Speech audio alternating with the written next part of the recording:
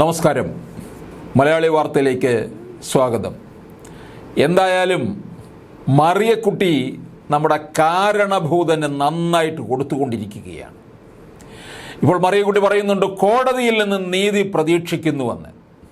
തനിക്ക് മാത്രമായ ഒരു സഹായവും വേണ്ടെന്നും എല്ലാവർക്കും പെൻഷൻ ലഭിക്കണമെന്നും മറിയക്കുട്ടി പറഞ്ഞു. ഇതിനായുള്ള കോടതി ഇടപെടലാണ് ആഗ്രഹിക്കുന്നത്. യഥാർത്ഥ പ്രതിപക്ഷം ഇപ്പോൾ മറിയക്കുട്ടിയാണ്.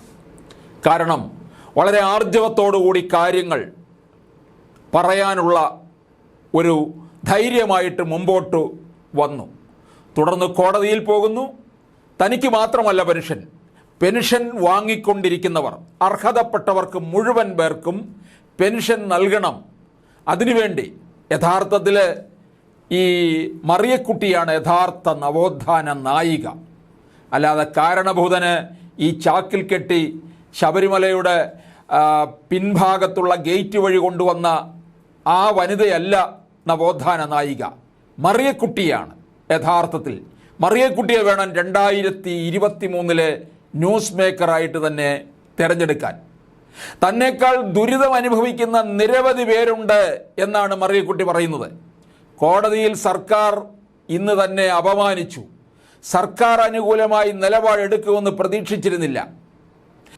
അതേസമയം പെൻഷൻ മുടങ്ങിയതിനെതിരായ മറിയക്കുട്ടിയുടെ ഹർജി രാഷ്ട്രീയ പ്രേരിതമെന്ന് സർക്കാർ ഹൈക്കോടതിയിൽ ആവർത്തിച്ചിരിക്കുകയാണ്. ഹർജിക്കാരിയെ അപഹസിച്ച സർക്കാർ നിലപാട് ഞെട്ടിച്ചെന്നാണ് കോടതി പറയുന്നത്. ഹർജിയിൽ സർക്കാരും കോടതിയും തമ്മിൽ രൂക്ഷമായ വാഗ്വാദമാണ് കോടതിയിൽ നടന്നത്. കോടതി അനാവശ്യമായ കാര്യങ്ങൾ പറയുന്നുവെന്ന് സർക്കാർ പറഞ്ഞു. താൻ എന്ത് തെറ്റാണ് പറഞ്ഞതെന്ന് പറയണമെന്ന് കോടതി പറഞ്ഞു.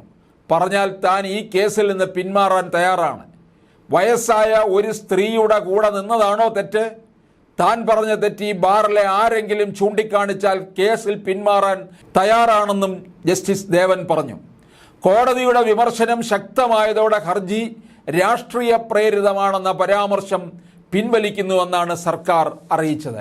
അവിടെ സർക്കാർ യഥാർത്ഥത്തിൽ മറിയക്കുട്ടിയുടെ മുന്നിൽ തോറ്റു അടങ്ങുകയാണ് ചെയ്തത്. ഇനിയും തോൽക്കാനിരിക്കുന്നതേ ഉള്ളൂ. മറിയക്കുട്ടി ഇതൊരു തുടക്കം മാത്രമാണ് കുറിക്കുന്നത്. ഇനിയും നിരവധി സാമൂഹ്യ പ്രശ്നങ്ങളിലേക്ക് ഇടപെടാൻ പോവുകയാണ്. അങ്ങനെ ഇടപെടാൻ വേണ്ടിയിട്ട് രാഷ്ട്രീയമായിട്ട് ഏതെങ്കിലും ഒരു പക്ഷേ മുന്നണിയുടെ ഇതിന് വേണ്ട തരത്തിലുള്ള പ്രചോദനം നൽകി കൊണ്ടുവരുന്നുണ്ടായിരിക്കാം. ആയിക്കോട്ടെ, അങ്ങനെ വന്നാൽ പോലും ഇത് പറയാനുള്ളൊരു ആർജവം കാണിക്കുന്നുണ്ടല്ലോ.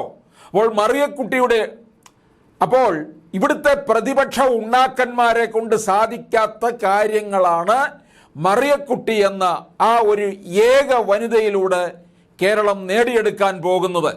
ലക്ഷക്കണക്കിന് ക്ഷേമ പെൻഷൻ വാങ്ങിക്കൊണ്ടിരുന്നവർക്ക് മുടങ്ങിയിരിക്കുകയാണ്. അവർക്ക് പെൻഷൻ വാങ്ങിക്കൊടുക്കുന്നതിൽ മറിയക്കുട്ടി ഇതാ വിജയിക്കാൻ പോവുകയാണ്. എന്തായാലും മറിയക്കുട്ടിയാണ് ഇനിയിപ്പോൾ കേരളത്തിൻ്റെ സാമൂഹ്യ രാഷ്ട്രീയ രംഗത്ത് നിറഞ്ഞു നിൽക്കുന്ന ഒരു ചിത്രമെന്നുള്ളത് വളരെ വ്യക്തമായി കഴിഞ്ഞിരിക്കുകയാണ്. മറിയക്കുട്ടിയെ മറ്റു പാർട്ടിക്കാർ, മുന്നണിക്കാർ വേണമെന്നുണ്ടെങ്കിൽ മുൻനിരയിൽ നിർത്തുക. എന്നിട്ട് കാരണഭൂതൻ്റെ നേർക്ക് ചോദ്യങ്ങൾ ചോദിക്കാനും കാരണഭൂതനെ വേണ്ടി വന്നാൽ താഴെ ഇറക്കാനും മറിയക്കുട്ടിയെപ്പോലുള്ളവർക്ക് കഴിയും.